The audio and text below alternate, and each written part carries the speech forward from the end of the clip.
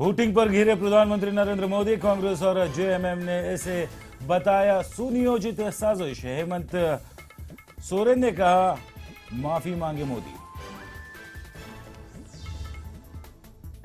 वित्त मंत्री अरुण जेटली के बयान पर खड़ा हुआ विवाद। बाद में जेटली ने दी बयान पर सफाई, लेकिन विपक्ष की मांग जेटली मांगे माफी।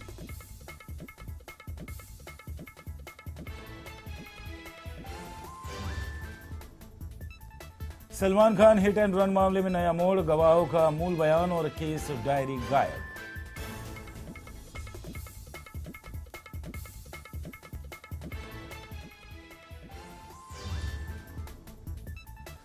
नक्सलवाद पर नई रणनीति। गृह मंत्री राजनाथ सिंह ने देश में नक्सलवाद को खत्म करने के हेतु से नई नीति बनाने का आदेश दिया।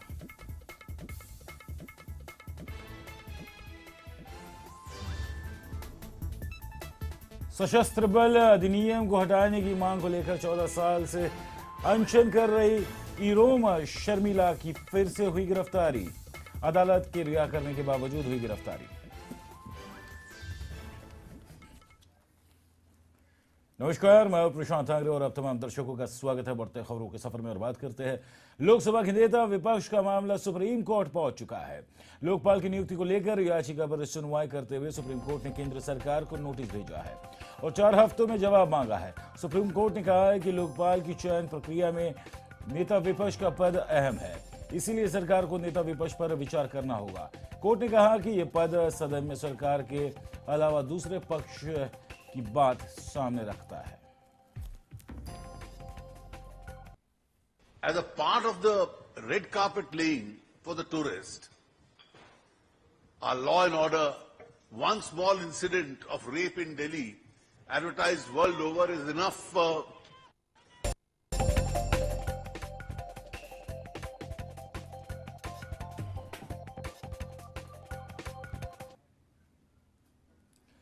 देश भर में बलात्कार की घटनाओं को लेकर वित्त मंत्री अरुण जेटली के बयान को लेकर विवाद खड़ा हो गया है।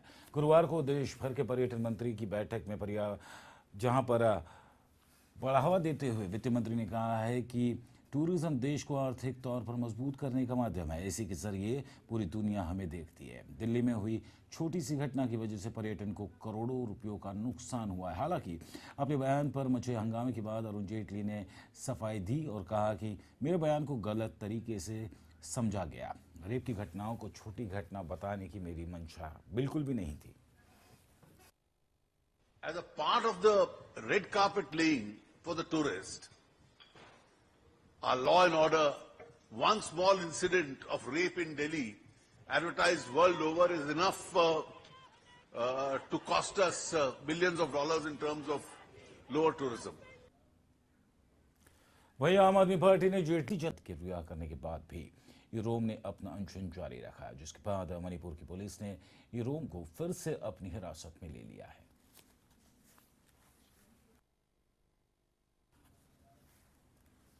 वहीं नागपुर में प्रधानमंत्री के एक कार्यक्रम में मुख्यमंत्री पृथ्वीराज चौहान के न जाने से एक नया विवाद खड़ा हो गया है। बताया जाता है कि प्रधानमंत्री के कार्यालय में मुख्यमंत्री का जाना एक प्रोटोकॉल होता है, लेकिन पिछले कई प्रधानमंत्रियों के कार्यालय में मुख्यमंत्री के खिलाफ चल रहे हूटिंग से नहीं गए।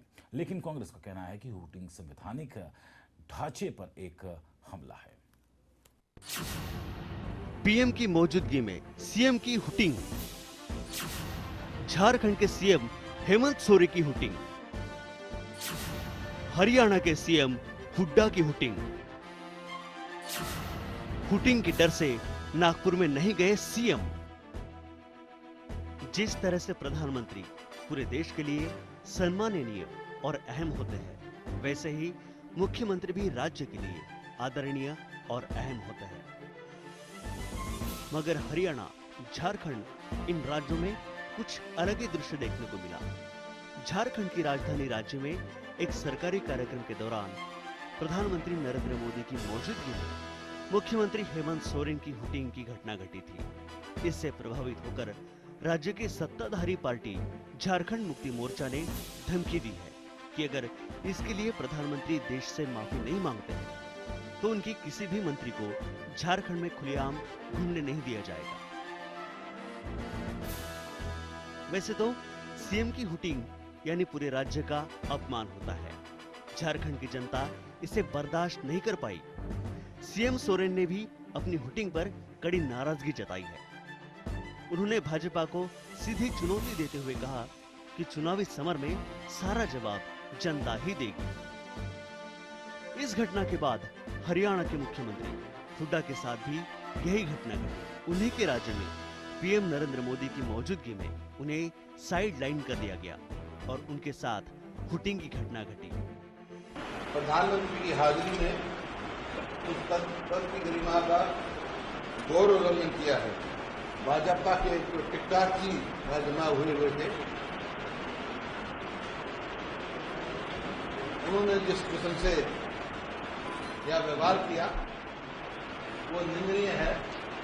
ये तो मैं एक प्रजातांत्रिक आदमी हूँ, पद की गरिमा रखने की वजह से ये कार्य किया, लेकिन अगर ये इनका ही रवैया ऐसा ही रहा तो आगे कोई भी प्रोजेक्ट का अगर शिलान्यास के लिए आएंगे। मेट्रो ट्रेन और जेएनपीटी के शिलान्यास के मौके पर पीएम नरेंद्र मोदी के साथ मंच साझा करने से साफ इनकार कर दिया।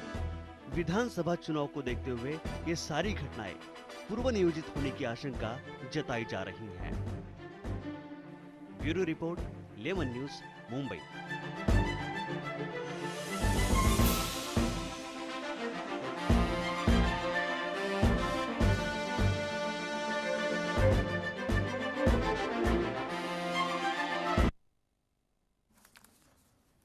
महाराष्ट्र के नांदेड़ जिले में मुख्यमंत्री पृथ्वीराज चौहान के हाथों से उद्योग भवन सेफ सिटी प्रकल्प, प्रादेशिक परिवहन दफ्तर और डॉक्टर शंकरराव चौहान सरकारी वैद्यकीय महाविद्यालय और अस्पताल का उद्घाटन किया। इस कार्यक्रम के दौरान नांदेड़ क्षेत्र के सांसद और पूर्व मुख्यमंत्री अशोक चौहान सहित कई कांग्रेसी नेता इस कार्यक्रम में मौजूद थे और इस अवसर पर मुख्यमंत्री पृथ्वीराज चौहान ने किसानों को मदद करने की बात कही है। हरियाणामध्ये जो प्रकल्प पद्धतशीरपणे काहीतरी स्ट्रॅटेजी राबवतात का काय असं आम्हाला वाटतं। असं जोपर्यंत आम्हाला म्हणजे सेंटर स्टेट रिलेशनचा प्रश्न आहे ते कुठेतरी हा नीट व्यवस्थितपणे हाताळला गेला तर देशाचा एकच पंतप्रधान असतो, राज्याचा एकच मुख्यमंत्री असतो। राज्याच्या हिताचे प्रश्न मान्य माझं कर्तव्य आहे, त्यामुळं वेगळ्या पद्धतीने त्याला प्रत्येक गोष्टीला राजकारण म्हणून पाहू नये। कांग्रेस पार्टी जल्द ही नीलेश रानी और भास्कर जादव के बीच चल रहे विवाद को सुलझाने का दावा कर रही है। इस बारे में एनसीपी प्रवक्ता नवाब मलिक ने मीडिया को जानकारी दी। नीलेश रानी जी पिछले सप्ताह में उन्होंने ऐलान किया था कि हमारे नेता भास्कर जादव जी के सामने वो निर्दलीय चुनाव लड़ेंगे। हमने किसी भी प्रकार की प्रतिक्रिया नहीं दी थी। हमें अपेक्षा थी कि रानी साहब के बोलने के बाद वो अपनी भूमिका बदलेंगे। आज उन्होंने अपनी भूमिका बदली है और जो हमें अपेक्षा थी उसी तरह से उन्होंने निर्णय लिया है। इसमें उनके दिल में या उनके कोई गलतफहमी होगी तो भास्कर राव जी और वो लोग बैठ के गलतफहमी को दूर करें, कि हमारे पार्टी का प्रयास रहेगा और हम आगे प्रयास करेंगे कि गलतफहमियों को। केंद्रीय वित्त मंत्रालय ने देश के देना बैंक और ओरिएंटल बैंक को एफडी में घोटाला करने की आशंका को आधार पर इसकी जांच के लिए सीबीआई को मामले की जांच करने के आदेश दिए हैं। मंत्रालय की माने तो ये बैंक फिक्स्ड डिपॉजिट की गलत रसीद के आधार पर बड़े कॉरपोरेट घरानों को बड़े लोन दे रहे हैं। मंत्रालय ने बाकायदा इस घोटाले में 436 करोड़ की राशि अंदेशा लगाया है कि एक अंग्रेजी अखबार ने बताया कि मंत्रालय के इस घोटाले को लेकर काफी गंभीर है और आने वाले दिनों में इस पर बड़ी कार्रवाई हो सकती है।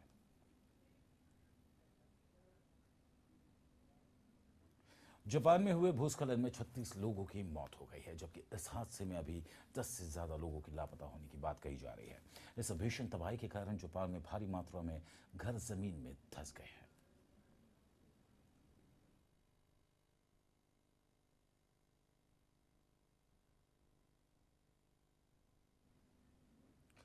मुंबई में महिलाओं पर बढ़ते अपराध को ध्यान में रखकर महाराष्ट्र के गृह मंत्री आर पाटिल ने महिला बीट मार्शल टीम को हरी झंडी दिखाई है। इस अवसर पर रानी मुखर्जी भी मौजूद रही। पेश है हमारी खास रिपोर्ट।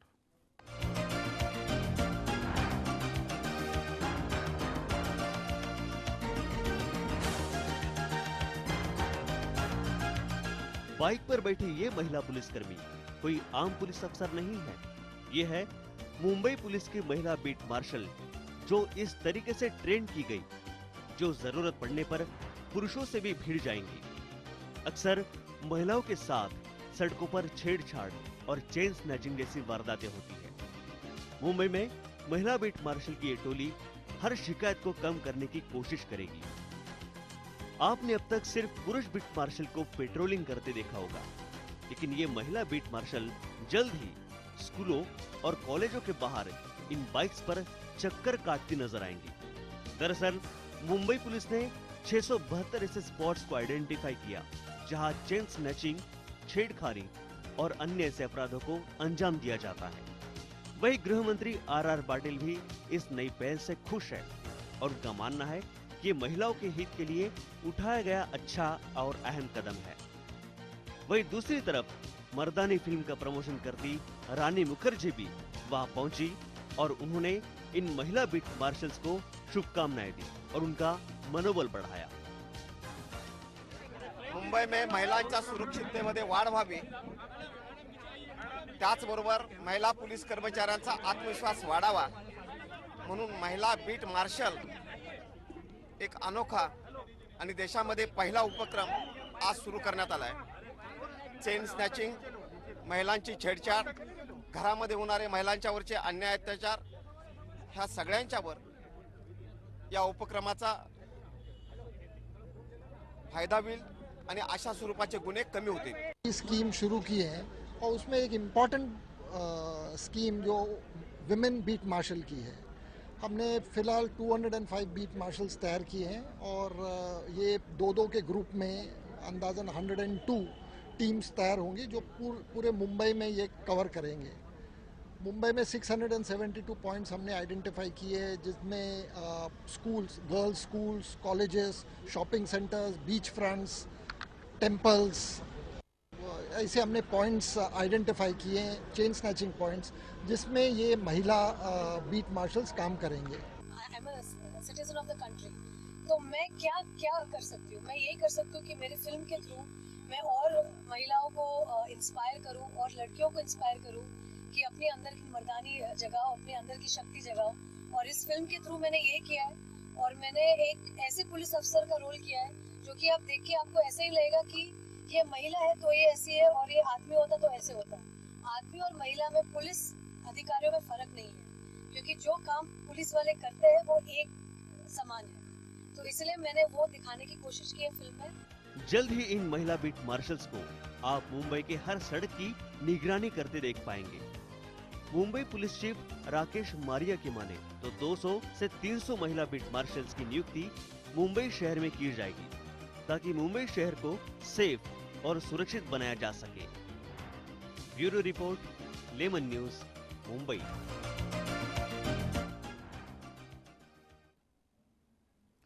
तो फिलहाल यहाँ रुकेंगे एक छोटे से ब्रेक के लिए। जल्द हाजिर होते, बने रहे हमारे साथ।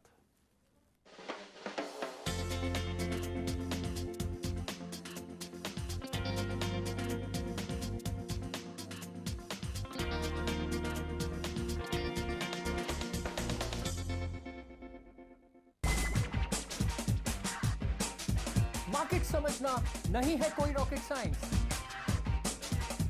लॉजिकल होते हैं इसके लोज और हाई। जब अनलॉक होगा ये लॉजिक, तब फिर आपकी इन्वेस्टमेंट करेगी मैजिक। बाजार पर होगी बारीक नजर, हर इन्वेस्टर बनेगा सिकंदर जब देखेगा हमारे साथ लेमन्स स्मार्ट इन्वेस्टर।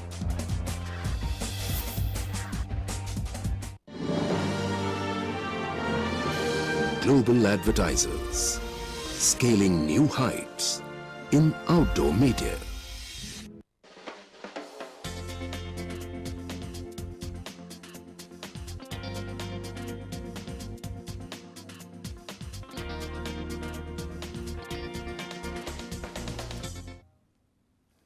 तो ब्रेक के बाद एक बार फिर अब तमाम दर्शकों का स्वागत है। बढ़ते खबरों के सफर में और बात करते हैं मछुआरों को मिली बायोमेट्रिक कार्ड बगैर समुद्र में जाकर मछली पकड़ने की इजाजत, क्योंकि इससे पहले फिशरीज डिपार्टमेंट ने बिना बायोमेट्रिक कार्ड के समुद्र में जाने पर मछुआरों के ऊपर रोक लगा दी थी।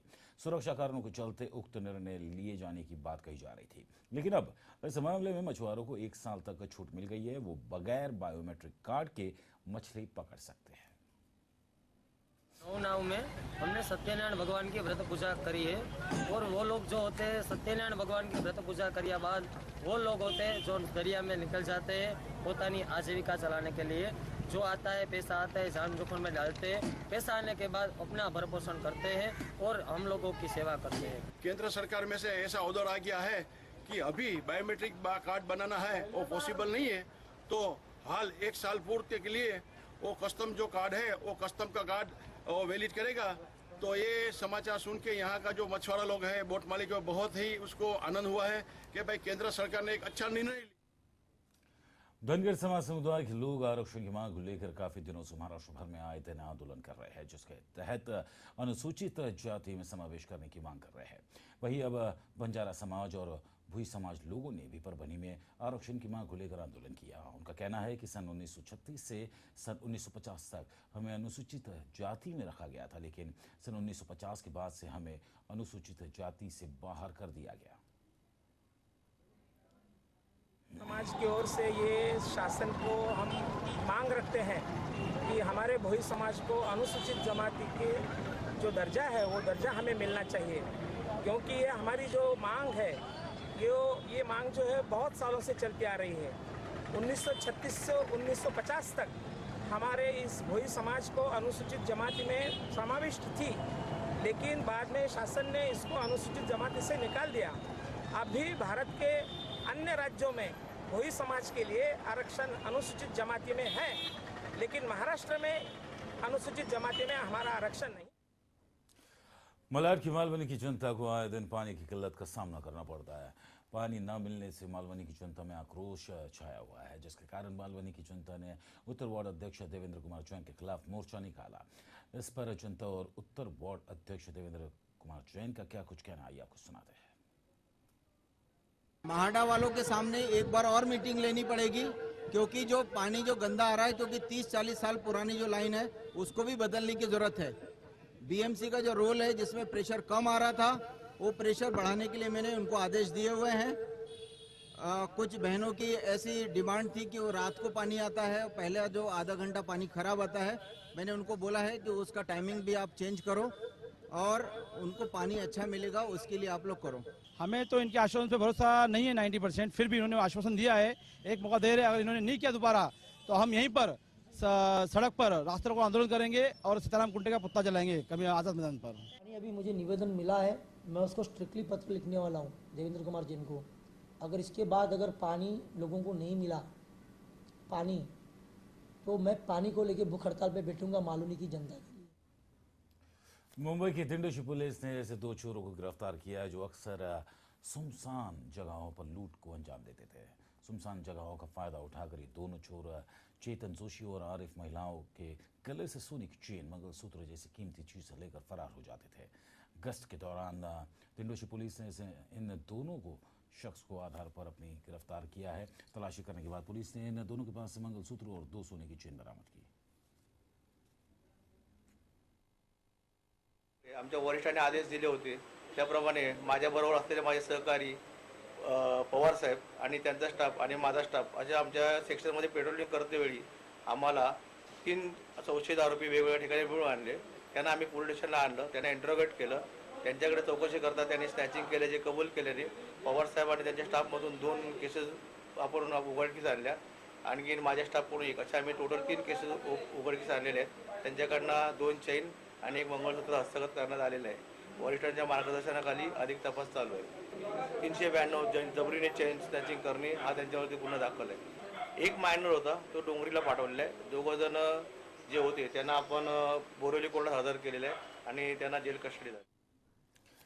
खबर मुंबई की कांदिवली की है, जहां पर एक 21 वर्षीय महिला ने अपने घर में पंखे से लटक कर खुदकुशी कर ली है, जबकि महिला के रिश्तेदारों का कहना है कि खुदकुशी वाले ससुराल वालों ने महिला की जान ली। उनका ये भी कहना है कि जिस घर में महिला ने फांसी लगाई है उस घर में पंखे की ऊंचाई 6 फीट है और जबकि महिला की ऊंचाई 5.5 फीट है। महिला के शरीर पर चोटों के निशान भी पाए गए हैं, लेकिन कांदिवली पुलिस ने इस मामले को दर्ज करते हुए इस केस के कुछ भी कहने से फिलहाल तो इनकार कर दिया गया है, ये कहकर कि अभी प्रामा फेसी में हमारी इन्वेस्टिगेशन जारी है। का तो नाम था प्रियंका। अभी क्या पुलिस ने दर्ज किया वो मुझे मालूम नहीं है। अब ये है कि वो लोग ने दिखाया है कि मतलब वो अपने आप फांसी लगा, मगर वहाँ फांसी लगाने का कोई वो चांस नहीं है। 5 फुट की हाइट है, लड़की का हाइट है 5.5 फुट है, नहीं ले सकता है। आपको क्या लगता है? अभी हमें यही है कि मतलब उसको फांसी लगा के मारा गया है, मार के उसको टांग। अब रीजन ये है उसका कि मतलब ये पहले से ही उन लोग का वो था, मतलब पहले से उसके ससुर से सता था। आदमी तो ठीक था उसका, मगर वो मारपीट भी करते रहते थे। क्या वजह है, किस वजह से मारते? अब वजह तो मतलब वजह अभी तो उतना मुझे ये नहीं मालूम क्यों मारते थे, मगर इतना आती थी तो लड़के खाली इतना बोलती थी कि मुझे मारते हैं लोग मिल के, सब लोग घर में। नवी मुंबई को एक आधुनिक शहर कहा जाता है, मसलन एक हाई प्रोफाइल हाईटेक सिटी। इस हाईटेक सिटी में जहां लोग अपने सपनों के आशियाने को बना रहे हैं, तो वहीं नवी मुंबई में कई ऐसे ठग सक्रिय हो गए जो हवा में महल बनाकर लोगों के साथ ठगी की वारदात को अंजाम दे रहे हैं। नवी मुंबई में एक ऐसे ही मामले सामने आया है जहां पर एक फर्जी बिल्डर ने मोहम्मद मेहता नाम के एक शख्स के फ्लैट देने के नाम पर 13 लाख रुपए ठग लिए, जिसके बाद पीड़ित ने शिकायत Navi Mumbai NRI police station में दर्ज कराई है।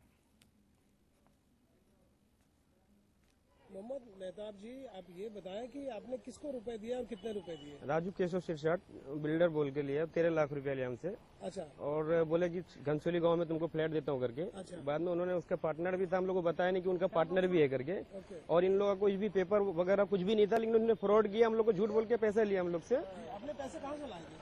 मैंने गाँव का घर बेच के लाया था। गाँव का घर बेच के लाया। और अब ऐसा हो गया है कि वो कितने साल हो गए आपके पैसे लेके? करीब 1.5-2 साल हो गए। 1.5-2 साल हो गए।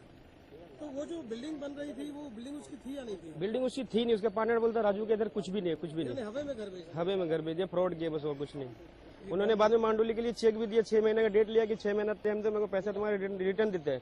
फिर वो 6 महीना भी बीत गया, अभी तक कोई बना। और जब मैं उसे पूछने गया तो बोलते जो उखाड़ने को उखाड़ो, नहीं देता पैसा। ओके, बहुत बहुत शुक्रिया। इस वक्त NRI पुलिस थाने में मौजूद हूँ। मैं आपसे ये कहना चाहूंगा कि अगर आप कोई संपत्ति खरीदना चाहते हैं तो आप सबसे पहले उसके कागजात को जांच लें और ये जान लें कि क्या वो जो प्रॉपर्टी आप लेने वाले हैं, जो संपत्ति आप खरीदारी करने वाले हैं, वाकई उस व्यक्ति की है ही नहीं।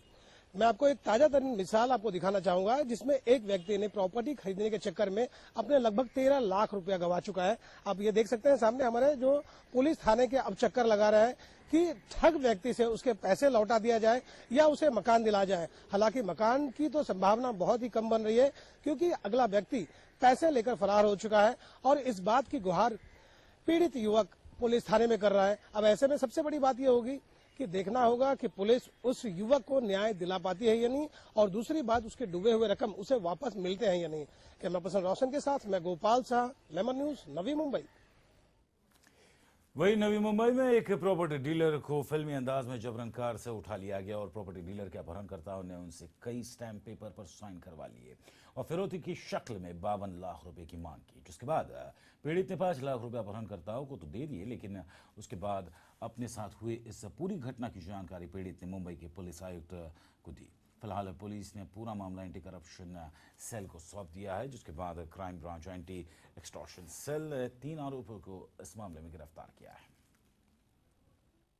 मैं आपको बताना चाहूंगा, Navi Mumbai crime branch anti extortion cell के अधिकारियों ने 3 आरोपियों को गिरफ्तार किया है, जिन्होंने एक स्टेट कंसल्टेंट से 55 लाख रुपयों की फिरौती मांगी थी। आप देख सकते हैं इस फिरौती में इसी गाड़ी का इस्तेमाल किया गया था। यही वो कार है जिसमें उसे किडनैप कर लिया गया था और उसके बाद उसे दस्तावेज पर साइन करवा लिए गए। हालांकि पीड़ित व्यक्ति के शिकायत के बाद तीनों आरोपियों को गिरफ्तार कर लिया गया है। अब पुलिस यह जांच कर रही है कि पकड़े गए आरोपी इससे पहले इस तरह की फिरौती के वारदात को कहां अंजाम दिए हैं। कैमरा पर्सन रोशन के साथ मैं गोपाल शाह, लेमन न्यूज, नवी मुंबई। भिवंडी के मीठपाड़ा में 17 तारीख को परप्रांतीय 19 वर्षीय महिला के साथ हुए गैंग रेप के विरोध में Bhiwandi Republican party of secular ने मीठपाड़ा के सारे कामकाज और दुकानें बंद रखी, जिसमें खासकर शहर की महिलाओं की सुरक्षा व्यवस्था पर जोर दिया गया। गौरतलब है कि बीते दिनों हुए रेप की घटनाओं के बाद भिवंडी में महिलाओं में खौफ का माहौल पैदा हो गया है। तो मीठपाड़ा में जो हादसा हुआ उसके लिए सबसे पहले तो हम लोग भारतीय जनता पार्टी महिला मोर्चा की ओर से निषेध व्यक्त करते हैं। निषेध इसके लिए कि जो वैद्यकीय सुविधा इतना बड़ा गैंगरेप होने के बाद भी जिसको उसको जो वैद्यकीय सुविधा हॉस्पिटलाइज उसको जो मिलना चाहिए था वो मिला नहीं है। वो 19 साल की पीड़ित महिला, उसको हॉस्पिटल में रहना चाहिए तो वो घर पे मिली हम उसके बाद जाने के बाद। एक महिला जाने के बाद भी उसने ऊपर मुंह तक करके हमसे जवाब देने में वो हिचकिचा रही थी। उसका मतलब उसको अंदर में कितनी यातनाएं होती होगी वो सिर्फ महिलाएं जान सकती है। पुलिस ने 3 आरोपी पकड़े हैं, लेकिन 5 आरोपी अभी भी गिरफ्तार नहीं किए हैं। इसके लिए पुलिस से हमारी यही मांग है कि उसको जल्द से जल्द गिरफ्तार करके उनसे कड़ी से कड़ी सजा दी जाए। और जब तक उस महिलाओं को, उस पीड़ित महिलाओं को न्याय नहीं मिला, जब तक भारतीय जनता पार्टी की हम सारी महिलाएं, हमारे पूरे पदाधिकारियों ने उस पीड़ित महिलाओं को दत्तक लिया है और उसका जो आरोग्य सुविधा है उसको हॉस्पिटलाइज है, उसको जब तक न्याय नहीं मिलेगा उसके साथ हम साथ में कंधे से कंधा मिलाकर उसको। राजकोट के चर्चित राजदीप राणा हत्याकांड के मामले में फास्ट ट्रैक कोर्ट ने फैसला सुनाते हुए तीनों आरोपियों को बरी कर दिया है। कोर्ट ने तीनों आरोपियों को शंका का लाभ देते हुए मामले से बरी कर दिया है। वहीं पीड़ित पक्ष के परिजनों ने इस फैसले को नाराजगी जताते हुए कहा है कि उन्हें ऐसे फैसले की उम्मीद नहीं थी और अब इस मामले को लेकर हाई कोर्ट वो जाएंगे। आपको बता दें कि यह हत्याकांड 2011 में राजकोट में हुई थी, जहां राजदीप राणा नामक शख्स की बेरहमी से हत्या कर दी गई थी।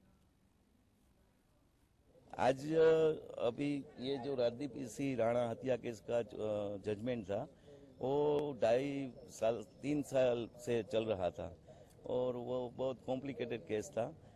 ये केस में सरकार ने 2 स्पेशल पीपी की निमणूक की थी और ये केस चलने तक आरोपी अंदर ही रहे थे और अभी जो चुकादा आया है उसमें तीनों आरोपियों को शंका का लाभ लेकर छोड़ दिया है।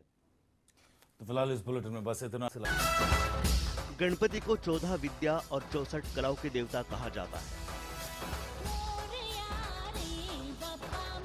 हर कलाकार के लिए गणपति को भिन्न रूपों में पेश करना एक चुनौती होती है। फलों के आकार में, बादलों के रूप में, कागज पर खींची चंद लकीरों के माध्यम से गणपति का रूप हम पा सकते हैं। गणपति, गणाधीश, गणेश, गजानन, गणनायक, गणाध्यक्ष, गणराज, विनायक, वक्रतुंड, लंबोदर, ऐसे अनेक नामों से हम भगवान गणेश को पुकारते हैं। 1893 में लोकमान्य तिलक ने सार्वजनिक गणपति की प्रथा शुरुआत कर 4 दीवारों से बाहर लाकर गणपति को सर्वधर्म समभाव और समाज को एकजुट करने का माध्यम बनाया।